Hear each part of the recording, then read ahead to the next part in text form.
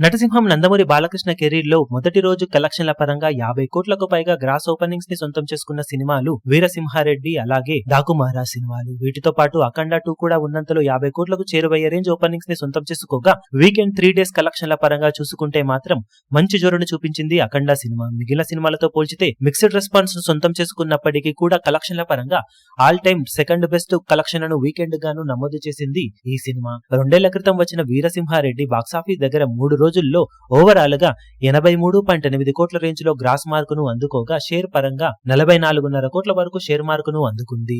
ఇక ఈ ఏడాది సంక్రాంతికి వచ్చిన డాకుమారా సినిమా బాక్సాఫీస్ దగ్గర 3 రోజుల్లో 87.85 కోట్ల రేంజ్ లో గ్రాస్ మార్కును అందుకోగా షేర్ పరంగా 54.3 కోట్ల రేంజ్ లో షేర్ అందుకొని బాలయ్య కెరీర్ లో బిగ్గెస్ట్ 3 డేస్ కలెక్షన్ రికార్డును నమోదు చేసింది.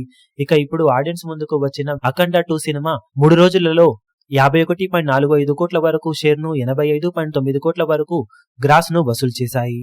ఓవరాల్ గా చూసుకుంటే మిక్స్డ్ రెస్పాన్స్ ను సొంతం చేసుకున్న అఖండ మూవీ బాలకృష్ణ నటించిన రీసెంట్ బిగ్గెస్ట్ హిట్స్ తో పోల్చితే మంచి కలెక్షన్లతోనే రన్ ను కొనసాగిస్తుంది. ఈ వారం అవతార్ 2 సినిమా పోటీలో ఉన్నప్పటికీ తెలుగులో మెజారిటీ థియేటర్స్ ఈ సినిమా హోల్డ్ చేయబోతుండటంతో లాంగ్ రన్ లో మిగిలిన సినిమాల మాదిరిగా 70-85 కోట్ల మార్కును అవలీలగా అందుకునే ఛాన్సెస్ అయితే కనిపిస్తున్నాయి. మరి సినిమా ఆ మార్కును మించిపోవాల్సిన అవసరం ఉన్న నేపథ్యంలో ఎంతవరకు జోరును కొనసాగించగలుగుతుందో చూడాలి.